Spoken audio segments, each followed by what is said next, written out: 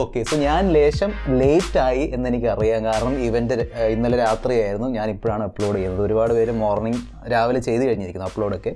Still എന്തായാലും നമുക്ക് സംസാരിക്കാം. കാരണം ഞാൻ നമ്മുടെ സ്റ്റുഡിയോൻ്റെ അപ്ഗ്രേഡ് പരിപാടിയിൽ ബിസി ആയിരുന്നു. കുറേ പുതിയ ഐറ്റംസ് ഒക്കെ വരുന്നുണ്ട്. അതിനെക്കുറിച്ച് ഞാൻ വീഡിയോ ഇടുന്നതായിരിക്കും. Okay, so don't worry.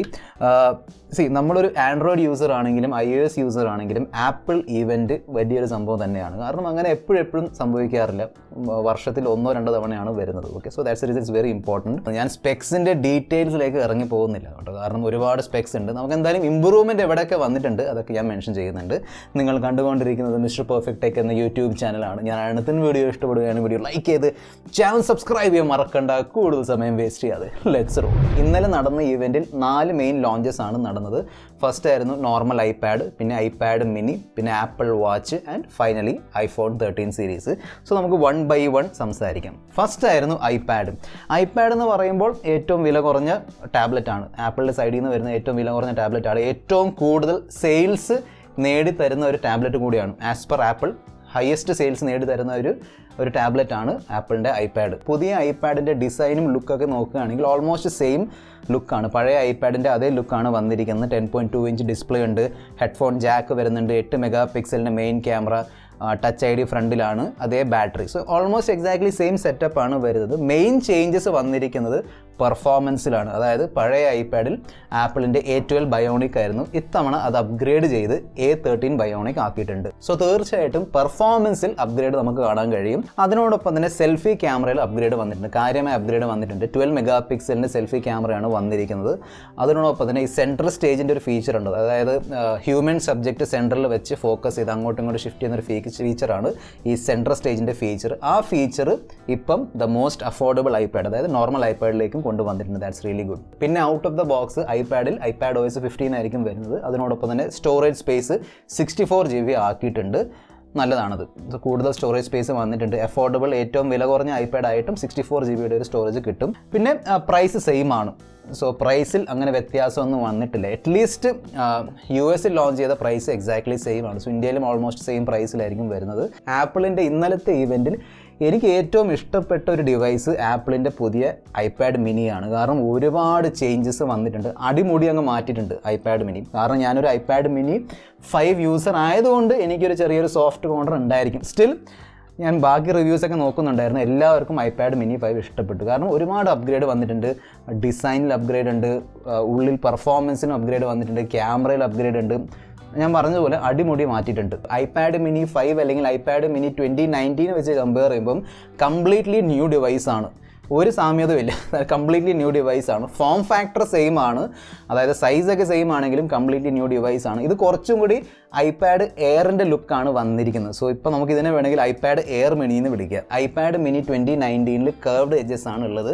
അതേ സമയത്ത് പുതിയ വന്നിരിക്കുന്ന ഐപാഡ് മിനിയിൽ ഫ്ലാറ്റ് എഡ്ജസ്, അതായത് നമ്മൾ iPhone 12 സീരീസിലും ഐപാഡ് എയറിലുമുള്ള ഫ്ലാറ്റ് എഡ്ജസ് ആണ് കൊടുത്തിരിക്കുന്നത്. കംപ്ലീറ്റ് മെറ്റാലിക് ബിൽഡാണ് വരുന്നത്. അതിനോടൊപ്പം തന്നെ ഈ ടച്ച് ID ഉണ്ടല്ലോ, ഈ ടച്ച് ID എടുത്ത് മാറ്റിയിട്ടുണ്ട്. ഇപ്പം ടച്ച് ID ഉള്ളത് നമ്മുടെ മേളിൽ പവർ ബട്ടൻ്റെ മേളിലാണ്. സോ ആ ഒരു ഐപാഡ് എയറിൻ്റെ ഒരു ടച്ച് ഇവിടെ വന്നിട്ടുണ്ട്. അതിനോടൊപ്പം തന്നെ പഴയ മിനിയിൽ 8ഉം 7ഉം ആയിരുന്നു ക്യാമറാസ്. അതായത് 8ൻ്റെ പ്രൈമറി ക്യാമറ, 7ൻ്റെ സെൽഫി ആയിരുന്നു. അതും ഇവിടെ മാറ്റിയിട്ടുണ്ട്. പുതിയ വന്നിരിക്കുന്ന ഐപാഡ് മിനിയിൽ 12+12 ആണ്. സോ ഫ്രണ്ടിലും 12 ഉണ്ട്, ബാക്കിലും 12 ഉണ്ട്. പിന്നെ ആ സെൻട്രൽ സ്റ്റേജിൻ്റെ ഫീച്ചർ ഐപാഡ് മിനിയിലും വന്നിട്ടുണ്ട്. ആ ഒരു ഫോം ഫാക്ടർ ഉണ്ടല്ലോ, ഫോം ഫാക്ടർ സെയിം ആണ്. സൈസ് സെയിം ആണെങ്കിലും ഡിസ്പ്ലേൻ്റെ സൈസ് അവർ കൂട്ടിയിട്ടുണ്ട്. ഇത് 7.9 ഇഞ്ച് ആയിരുന്നു. പുതിയ വന്നിരിക്കുന്ന ഐപാഡ് മിനി 8.3 ഇഞ്ച് ആണ്. സോ ബെസൽസ് ഒക്കെ നല്ല രീതിയിൽ കുറച്ചിട്ടുണ്ട്. ഈ ലൈറ്റ്നിങ് പോർട്ട് എടുത്ത് മാറ്റിയിട്ട് USB Type-C പോർട്ട് വെച്ചിട്ടുണ്ട്. അതും നല്ലൊരു ഇമ്പ്രൂവ്മെൻ്റ് ആണ്. സോ കൂടുതൽ ബെറ്റർ ചാർജിങ് സ്പീഡ്സ് കിട്ടും. അതിനോടൊപ്പം തന്നെ കുറച്ചും കൂടി ബെറ്റർ ട്രാൻസ്ഫർ സ്പീഡ്സും കിട്ടും. പുതിയ ഐപാഡ് മിനിയിൽ ഒരുപാട് പെർഫോമൻസ് ഇമ്പ്രൂവ്മെൻ്റ് ഉണ്ട് എന്ന് ആപ്പിൾ പറഞ്ഞിട്ടുണ്ടായിരുന്നു. പക്ഷേ ഏത് ചിപ്പാണ് അതെടുത്ത് പറഞ്ഞില്ല. അതെന്തുകൊണ്ടാണെന്ന് എനിക്കറിയില്ല. സോ വെബ്സൈറ്റിൽ കയറി നോക്കിയപ്പം ആപ്പിളിൻ്റെ ലേറ്റസ്റ്റ് A15 ബയോണിക് ചിപ്പാണ് കൊടുത്തിരിക്കുന്നത്. തീർച്ചയായിട്ടും നല്ലൊരു പെർഫോമൻസ് നമുക്ക് പ്രതീക്ഷിക്കാം. പിന്നെ 5Gൻ്റെ സപ്പോർട്ടും വരുന്നുണ്ട്. വൈഫൈ പ്ലസ് സെല്ലുലാർ ഓപ്ഷനിൽ 4G അല്ല 5Gൻ്റെ ഓപ്ഷനും വന്നിട്ടുണ്ട്. സോ പെർഫോമൻസിൻ്റെ പോയിന്റ് ഓഫ് വ്യൂ നോക്കുകയാണെങ്കിൽ ഐപാഡ് എയറിനേക്കാളും ബെറ്റർ ആണ് ഇപ്പം ഐപാഡ് മിനി. കാരണം ഐപാഡ് എയറിൽ A14 ബയോണിക് ആണ്, ഇവിടെ A15 വന്നിട്ടുണ്ട്. എന്തായാലും ഐപാഡ് എയറും അവർ അപ്ഗ്രേഡ് ചെയ്യും, ഈ വർഷം തന്നെ മിക്കവാറും അതും അപ്ഗ്രേഡ് ചെയ്യും. നെക്സ്റ്റ് ആണ് Apple watch series 7. So series 6ഉമായിട്ട് കമ്പയർ ചെയ്യുമ്പോൾ അങ്ങനെ മേജർ വ്യത്യാസങ്ങളൊന്നും വന്നിട്ടില്ല. ഉള്ളിലുള്ള സംഭവങ്ങൾ എക്സാക്ട്ലി സെയിം ആണ്, സെയിം ചിപ്പും സെയിം വർക്കിംഗ് സെയിം സെൻസേഴ്സ്, പുതിയ സെൻസറൊന്നും അവർ ആഡ് ചെയ്തിട്ടില്ല. ഡിസ്പ്ലേയിൽ വ്യത്യാസമുണ്ട്, കുറച്ചും കൂടി വലുപ്പമുണ്ട് ഡിസ്പ്ലേക്ക്, പിന്നെ സൈഡിലൊക്കെ നല്ല രീതിയിൽ കർവ് ആവുന്നുണ്ട്. ആ വ്യത്യാസം മാത്രമേ വന്നിട്ടുള്ളൂ. നിങ്ങളും നിങ്ങളുടെ ഫ്രണ്ടും എവിടെ ഉണ്ടെങ്കിലും ലോകത്തിൽ എവിടെയാണെങ്കിലും ഒരുമിച്ച് വർക്കൗട്ട് ചെയ്യാനുള്ള പരിപാടിയൊക്കെ കൊണ്ടുവന്നിട്ടുണ്ട്.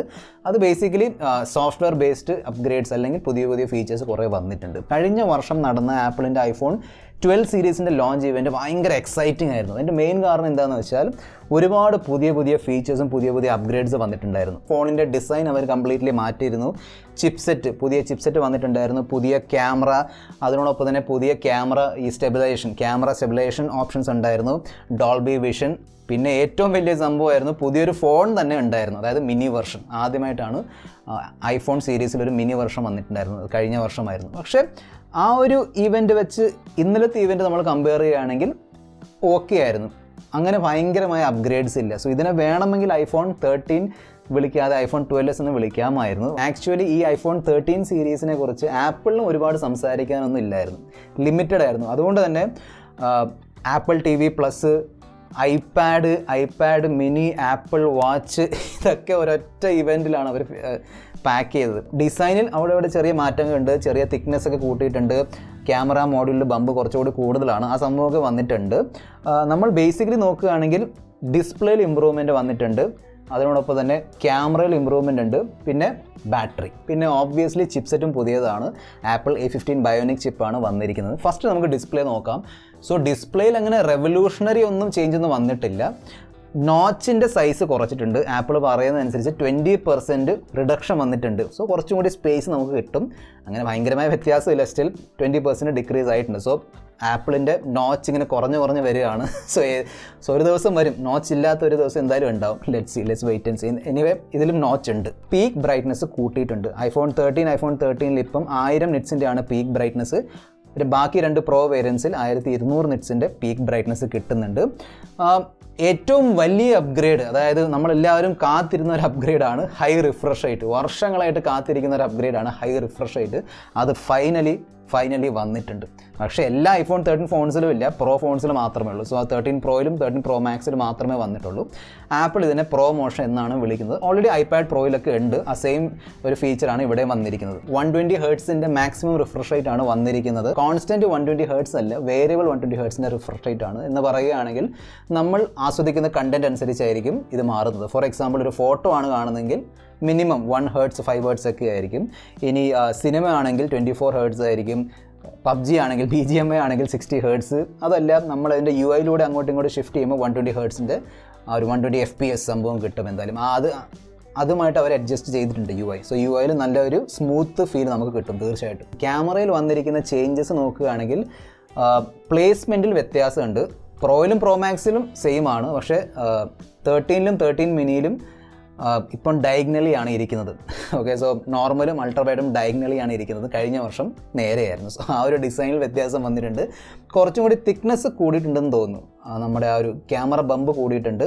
ഈ 4 ഫോൺസിലും മെഗാ പിക്സലിൻ്റെ കണക്ക് സെയിം ആണ്. പക്ഷേ ആ ഒരു സെൻസർ സ്റ്റെബിലൈസേഷൻ സംഭവം ഉണ്ടായിരുന്നല്ലോ, iPhone 12 Pro മാക്സിൽ മാത്രം ഉണ്ടായിരുന്ന ഒരു സംഭവം ഇപ്പം എല്ലാത്തിലും വരുന്നുണ്ട്. 13 mini, 13 Pro and 13 Pro max, 4ലും ആ ഒരു സെൻസർ സ്റ്റെബിലൈസേഷൻ വരുന്നുണ്ട്. അതുകൊണ്ട് കുറച്ചും കൂടി ബെറ്റർ ഫോട്ടോസ്, കുറച്ചും കൂടി ക്രിസ്പ് ക്ലിയർ ഫോട്ടോസ് എടുക്കാൻ പറ്റും. കഴിഞ്ഞ വർഷം വന്ന 12 Proയിലും 12 Pro മാക്സിലും ടെലിഫോട്ടോ 2.5x ആയിരുന്നു ഓപ്റ്റിക്കൽ സൂം. ഇത്തവണ അത് കൂട്ടിയിട്ട് 3x ആക്കിയിട്ടുണ്ട്. ക്യാമറ ഹാർഡ്വെയറിൽ അങ്ങനെ വലിയ വ്യത്യാസമൊന്നും വന്നിട്ടില്ലെങ്കിലും സോഫ്റ്റ്വെയറിൽ ഒരു പുതിയ ഇൻട്രസ്റ്റിംഗ് ഫീച്ചർ വന്നിട്ടുണ്ട്. അതാണ് സിനിമാറ്റിക് മോഡ്. നമ്മൾ സിനിമയിൽ കാണാറുണ്ടല്ലോ, ഈ ഫോക്കസ് ഷിഫ്റ്റ് ചെയ്യുമ്പോൾ വളരെ സ്മൂത്ത്ലി ആണ് ഷിഫ്റ്റ് ആവുന്നത്. ഗ്രാജുവലി ഇങ്ങനെ ഷിഫ്റ്റ് നടക്കും. ആ സംഭവമാണ് ഇവിടെ ചെയ്തിരിക്കുന്നത്. ഇവിടെ അത് ഓട്ടോമാറ്റിക്കലി നടക്കുന്നുണ്ട്. അതായത് നമ്മുടെ അൽഗോരിതം സോഫ്റ്റ്വെയർ വെച്ച് ഓട്ടോമാറ്റിക്കലിയാണ് ചെയ്യുന്നത്. വളരെ ഇൻട്രസ്റ്റിംഗ് ഒരു സംഭവം തന്നെയാണ്. അങ്ങനെ എല്ലാവരും അത് യൂസ് ചെയ്യുമെന്ന് ചോദിച്ചാൽ ഇല്ല. അത് കുറച്ചും കൂടി പ്രോ ലെവൽ ആളുകൾക്ക് വേണ്ടി മാത്രമാണ് ആ ഒരു സംഭവം വന്നിരിക്കുന്നത്. നമുക്ക് വേണമെങ്കിൽ മാനുവലി ഫോക്കസ് ഒക്കെ ലോക്ക് ചെയ്യാനൊക്കെ പറ്റും, ഷിഫ്റ്റ് ചെയ്യാനൊക്കെ പറ്റും. ബൈ ഡിഫോൾട്ട് ഓട്ടോമാറ്റിക് ഫോക്കസ് ഷിഫ്റ്റിങ്ങിൻ്റെ സംഭവമാണ് വന്നിരിക്കുന്നത്. സോ ഫേസ് ഒക്കെ അത് ഡിറ്റക്ട് ചെയ്ത് ഷിഫ്റ്റ് ചെയ്യും. ഫോർ എക്സാമ്പിൾ നമ്മൾ ക്യാമറയിൽ നമ്മുടെ ഫേസ് ഉണ്ടെങ്കിൽ അത് നമ്മളെ ഫോക്കസ് ചെയ്യും. നമ്മൾ ക്യാമറയിൽ നിന്ന് ഫേസ് അങ്ങോട്ട് തിരിക്കുകയാണെങ്കിൽ ബാക്കിൽ ഏതെങ്കിലും ഫേസ് ഉണ്ടെങ്കിൽ അതിലേക്ക് ക്യാമറ ഓട്ടോമാറ്റിക്കലി ഫോക്കസ് ചെയ്യും. ആപ്പിൾ എന്ന കമ്പനിയുടെ സൈഡിൽ നിന്ന് ഒരു പുതിയ സ്മാർട്ട് ഫോൺ ചിപ്സെറ്റ് വരുമ്പോൾ നമുക്ക് എന്തായാലും അറിയാം അത് ഫാസ്റ്റസ്റ്റ് മോസ്റ്റ് റിലയബിൾ ചിപ്സെറ്റ് ആയിരിക്കും. That's for sure. ഫോണിൻ്റെ ബാറ്ററി കപ്പാസിറ്റിയിൽ ഇമ്പ്രൂവ്മെൻറ്റ് വന്നിട്ടുണ്ട്. ആപ്പിൾ ഒരിക്കലും mAh കണക്ക് പറയാറില്ല. കാരണം ഇവിടെ ആൻഡ്രോയിഡ് മാനുഫാക്ചേഴ്സ് 7000 ഒക്കെ കുത്തി കയറ്റുമ്പോൾ ആപ്പിൾ അത്രയൊന്നും കാണത്തില്ല ഐഫോൺസിൽ. തീർച്ചയായിട്ടും പക്ഷേ മണിക്കൂറിൻ്റെ കണക്കാണ് ആപ്പിൾ പറയുന്നത്. അത് പറയുന്നതനുസരിച്ച് നമുക്ക് 2-2.5 മണിക്കൂറിൻ്റെ കൂടുതൽ ബാക്കപ്പ് കിട്ടും എന്നാണ് ആപ്പിൾ പറയുന്നത്. കഴിഞ്ഞ വർഷം വന്ന 12 മിനിയിലും 12ലും സ്റ്റാർട്ടിംഗ് സ്റ്റോറേജ് 64 GB ആയിരുന്നു. അത് ഒരുപാട് പേര് കംപ്ലയിൻറ്റ് ചെയ്തിരുന്നു. ഇത്രയും പൈസ കൊടുത്തിട്ടും 64 GB മാത്രമേ കിട്ടുന്നുള്ളൂ. കാരണം ഇവിടെ ഇൻ്റർണൽ സ്റ്റോറേജ് കൂട്ടാനുള്ള സംവിധാനം ഒന്നുമില്ല ഐഫോൺസിൽ. സോ ആ ഒരു സംഭവം ഇപ്പോൾ എടുത്ത് മാറ്റി ഇപ്പോൾ 128 GB ആണ്. So that's really good. 128 GB starting ആണ് ഇപ്പം വന്നിരിക്കുന്നത്. പിന്നെ 2 പ്രോ മോഡൽസിൻ്റെ മാക്സിമം സ്റ്റോറേജ് 1 TB കൂട്ടിയിട്ടുണ്ട്. ഈ 4 ഫോൺസിൻ്റെയും ഇന്ത്യൻ പ്രൈസിങ് നോക്കുകയാണെങ്കിൽ 13 മിനിയുടെ പ്രൈസിംഗ് ആണ് 69,990, അതായത് 70,000 രൂപ. 13ൻ്റെ ആണ് 79,900, അതായത് 80,000 രൂപ.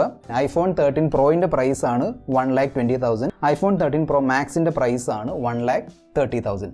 സോ ഇത് സ്റ്റാർട്ടിംഗ് പ്രൈസാണ്. നമ്മൾ ആ ഒരു സ്റ്റോറേജ് ഓപ്ഷൻ കൂട്ടിക്കൊണ്ടിരിക്കുമ്പോൾ പ്രൈസും കൂടും. ഇത് സ്റ്റാർട്ടിംഗ് പ്രൈസസ് ആണ്. ഐഫോൺ 12 നിങ്ങളുടെ കയ്യിൽ ഉണ്ടെങ്കിൽ അത് അപ്ഗ്രേഡ് ചെയ്തിട്ട് വലിയ കാര്യമൊന്നുമില്ല. അത് അപ്ഗ്രേഡ് ചെയ്യേണ്ട ആവശ്യമില്ല ശരിക്കും പറഞ്ഞാൽ. അതല്ല, നിങ്ങളുടെ കയ്യിൽ ഇപ്പം പഴയത് ഐഫോൺ 10, ഐഫോൺ 11 ഒക്കെ ആണെങ്കിൽ തീർച്ചയായിട്ടും സ്പെഷ്യലി ഐഫോൺ പ്രോയിലേക്ക് നിങ്ങൾക്ക് വേണമെങ്കിൽ അപ്ഗ്രേഡ് ചെയ്യാം. കാരണം ആ ഒരു സ്മൂത്ത് 120 Hz റിഫ്രഷ് റേറ്റിൻ്റെ ഓപ്ഷൻ അതിൽ വരുന്നുണ്ട്. ഇനി നിങ്ങളുടെ ഒരു ഫീഡ്ബാക്ക് താഴെ കമൻറ്റ് ബോക്സിൽ എഴുതി അറിയിക്കുക. നിങ്ങൾക്ക് എന്ത് തോന്നി ഈ ഒരു ആപ്പിൾ ഇവൻറ്റിനെ കുറിച്ച് താഴെ കമൻറ്റ് ബോക്സിൽ എഴുതി അറിയിക്കുക. ഈ വീഡിയോയിൽ ഇത്ര മാത്രം. അടുത്ത വീഡിയോയിൽ നമ്മൾ വീണ്ടും കാണുന്നവരെ this is your friend mister perfect signing off. Good bye.